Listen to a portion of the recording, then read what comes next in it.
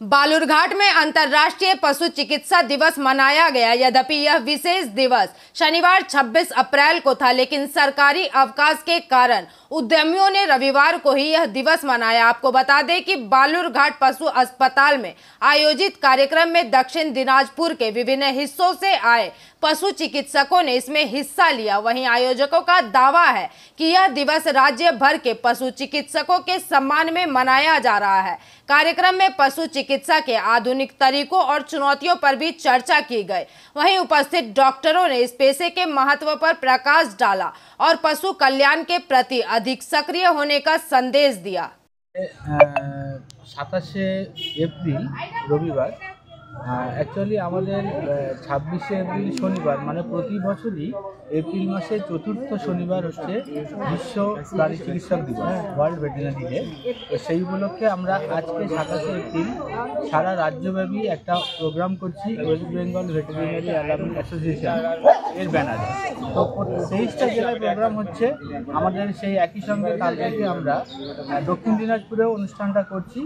আমরা দক্ষিণ দিনাজপুরে অনুষ্ঠানটা করছি আমাদের যে বালুরঘাট এসএস মানে স্টেট অ্যানিমাল হেলথ সেন্টার, এখানে প্রোগ্রামটা হচ্ছে। সকাল থেকে প্রোগ্রাম শুরু হয়েছে। এখানে আমরা টার্গেট আছে শতাধিক মোটামুটি 200 এবং অলরেডি 60। কতদিন চলবে এই ক্যাম্প আপনাদের? আমাদের চলবে আর সারাদিনই চলবে, যতক্ষণ অ্যানিমাল থাকবে ততক্ষণ আমরা আছি। এবং এর সঙ্গে সঙ্গে আমরা 6টা কুকুরের বন্ধাত্মকরণও করব, যাতে কুকুরের অনিয়ন্ত্রিত যে জন্ম সেটাকে রোধ করার জন্য এবং যাতে তার পরবর্তীকালে যেটা হয় অ্যানিম্যাল বাইট হয়।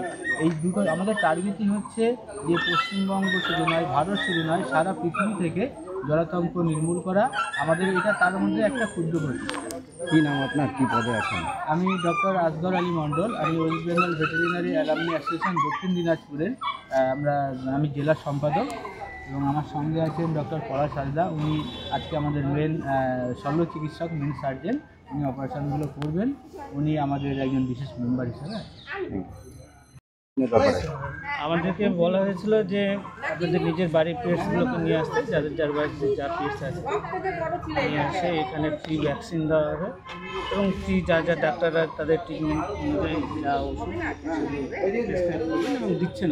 সাথে পাশাপাশি ফ্রি আপনাদের কতদিন হলো ভ্যাকসিন? হ্যাঁ, কতবার দিলেন ভ্যাকসিনটাকে প্রতি বছরই দিতে হবে।